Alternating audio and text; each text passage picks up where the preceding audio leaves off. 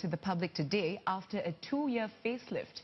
Repair works and enhancements were made to the reserve's slopes and trails. Parts of the forest were also restored to protect biodiversity. Kimberly Spikerman reports.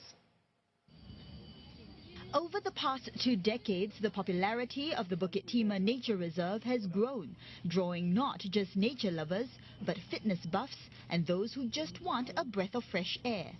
The growing interest has come at a cost. We have also seen, because of the increased usage, more damage done to the trails and also to the forest environment. And this has caused even landslides in some areas, and that's why there was a safety risk. As such, restoration works had to be carried out. These included stabilizing slopes as well as restoring trails.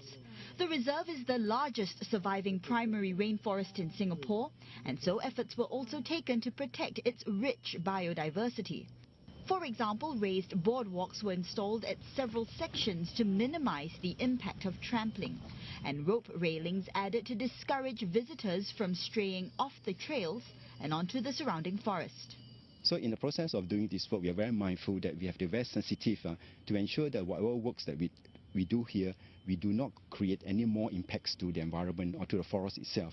So in this respect itself, a lot of the works that we have done here are done manually. A lot of the walking trails here do not allow for heavy machinery to come in. So a lot of these materials have to be prefabricated on site, and then they are carried into the trails, and then the trails were restored using manual labor. Visitors say the restoration works make the reserve a lot more accessible. You look at all the footpaths, especially off the beaten track, they are much more aligned and it's much easier to walk, especially for the elderly and for the kids. Yeah, and it looks like it's much more well kept. The changes, I find that maybe it suits more people who feel they don't want so muddy, but then are more comfortable and easy for walking. Yeah, I think it's good. It's good. Now, while restoration work was ongoing, a comprehensive survey of the reserve was initiated in early 2015. And while it's not due to be complete till 2017, it's already yielded some very interesting findings. For example, researchers have recorded the first sightings of the rare Malayan porcupine and slow loris at this reserve, as well as 5 potentially new species of spiders. It actually indicates now the forest is still in a very good condition, and there's many of these species are still around here.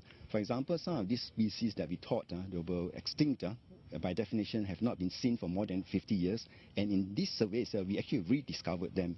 The information will also help the National Parks Board continue to sensitively manage the reserve.